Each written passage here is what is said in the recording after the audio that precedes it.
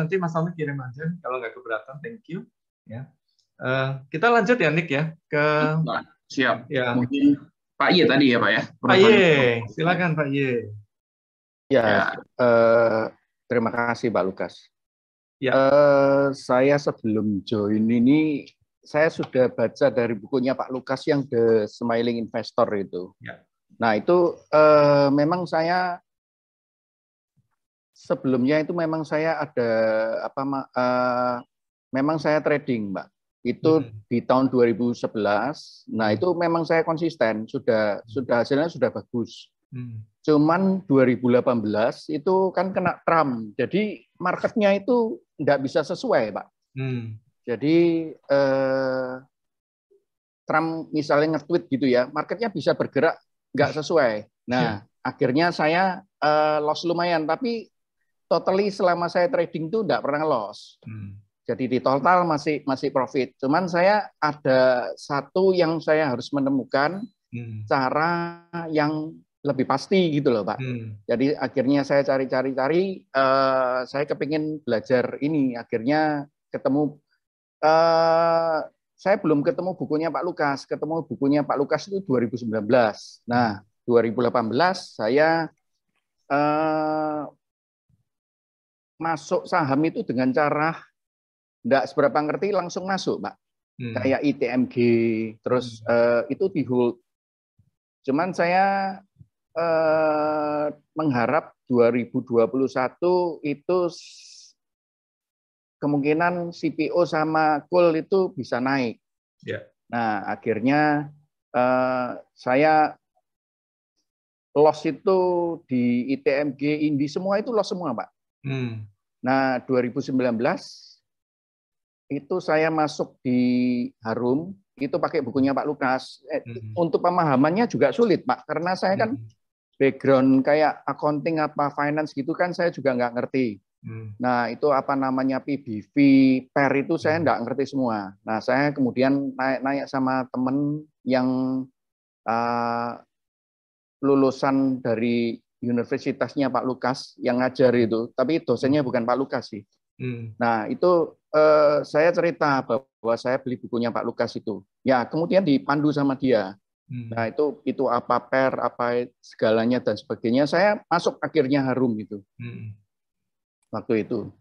Ya udah, terus saya hold sampai sekarang. Saya enggak keluar sama sekali, Pak. Iya, udah berapa bagger ya kemarin tuh ya kita hitung 6 kali ya? 6 bagger ya. Iya, 6 bagger. Untuk ITMG sudah lagi, profit, Pak. ITMG sudah 1 bagger malah ITMG. Oh ya, kalau ITMG. Ya. Ini Pak ya, ini bukti nyata ya Pak ya. Saham-saham batubara ini bisa cuannya mengkilat ya Pak ya. Iya. Nanti Harum mungkin saya lepas di 2024, Pak. Oh, itu berarti itu ya Pak ya, Project Nickel ya Pak ya. Wah. Iya. Kan dia ada nikelnya ya. Nah itu. Tapi interesting question ya Pak ya. Kenapa dari semua saham ujungnya beralih pikirnya ke Harum, ke ITMG Pak? Saya ada beberapa masuk kayak Adro, beberapa saham coal itu saya masuk. MBAP, Adro, UNTR juga saya masuk. PTRO juga saya masuk. Tapi saya semua lepas, kecuali Harum. Bulan Oktober waktu kejadian ada kelihatan di bawah 200, 190 berapa gitu Newcastle-nya, harga Newcastle langsung saya out itu pagi-pagi. Oke. Ternyata habis itu naik ya Pak ya, Pak Ye. Maksudnya? Yang 200 itu yang waktu turun dari 270 atau yang waktu mau naik ke 270? Yang setelah turun ya? Sudah dari 280 turun, ya, turun ke 200. Nah itu saya lepas. Sampai sekarang mungkin 150-an kali ya Pak. 160 lah Newcastle. Ya, saya sudah keluar semua sih.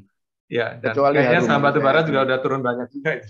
Ya, saya ITMG itu sekitar 24 something berapa gitu saya keluar. Oke. Aduh, satu pertanyaan juga Pak Ye. Jadi kalau kita ingat flashback dikit Pak ya, mungkin sekitar 4-5 bulan yang lalu kan saham batubara banyak yang ledekin tuh Pak dari banyak kalangan investor kali ya. Saya ingat waktu itu. Ini saham batu bara mati nih katanya, udah nggak ada harapan lah katanya. Yeah. Apa sih Pak Ye yang membuat Pak Ye itu bersih teguh pegang keras saham-saham Pak Ye? Karena kan kalau kita tahu picking stock is one thing ya, tapi kalau kita nggak bisa hold, nggak mungkin bisa cuannya sampai segitu gitu Pak. So apa yang convince Pak Ye buat tetap hold? Karena saya ada hitungan satu lagi yang nggak ada hubungannya dengan value investing, Bro Nicholas. Nggak ada hubungan dengan value investing. Nah, saya untuk milih sahamnya itu, saya mesti tahu saham itu memang murah, secara valuation-nya baru saya masuk. Tapi arahnya saya sudah tahu, kira-kira sektor apa gitu saya sudah tahu. Perkiraan. Ya. Oke. Jadi saya tinggal percaya aja. Pak Ye, boleh tahu nggak itu yang Harum ya itu berapa persen dari waktu beli ya? Jangan sekarang, kalau sekarang gede banget berarti. Berapa persen ya dari uang yang ditaruh di saham? Kalau saya itu memang saya bagi-bagi, Pak. Jadi memang nggak banyak sih, mungkin sekitar 5% gitu 5%. dari total portfolio. Ya, kalau itu semua batu bara yang berbau batu bara tadi itu kalau dijumlah itu berapa persen waktu Bapak masuk itu? Batu bara sampai 50% mungkin ada? Oh, lebih, Pak. Lebih ya malah. Lebih. Saya fokusnya banyak di batu bara semua. I see. Hampir semua itu di batu bara semua, Pak. Wah, ini lokengong banget. Sebenarnya komoditas. Tapi saya bagi-bagi. CPO juga Bapak ada pegang ya, Pak? CPO waktu lalu saya ada pegang, cuman akhirnya saya takut SIMP itu saya masuk di harga berapa saya lupa ya. Pokoknya saya cut loss itu, Pak. Turun di bawah tahun 2020 di bawah itu saya cut loss karena saya takut gitu loh. Karena kan ya teman-teman trading itu kadang-kadang ada omongannya yang saya tuh kadang-kadang bikin takut gitu loh, Pak. Iya. Yang SMP itu saya out keluar takut karena ya. Oke, terima kasih, wah mantap. Ya saya seneng nih teman-teman, jujur ya, ada yang cerita sukses, tapi ada juga yang cerita gagal. Tadi Mas Tommy juga menunjukkan sahamnya yang apa di list ya tadi ya, Mas Tommy ya. Bukan cuma suspend tapi di list itu. Tahu ya di list tuh, berarti kalau mau jualan dia mesti lewat Tokopedia itu, jual saham. Karena udah nggak terlisting di bursa. Oke, mungkin lanjut ya terakhir dengan Pak Hardi ya. Jun ya, Nicholas ya. Silakan Pak Hardi. Silakan Pak Hardi. Terima kasih.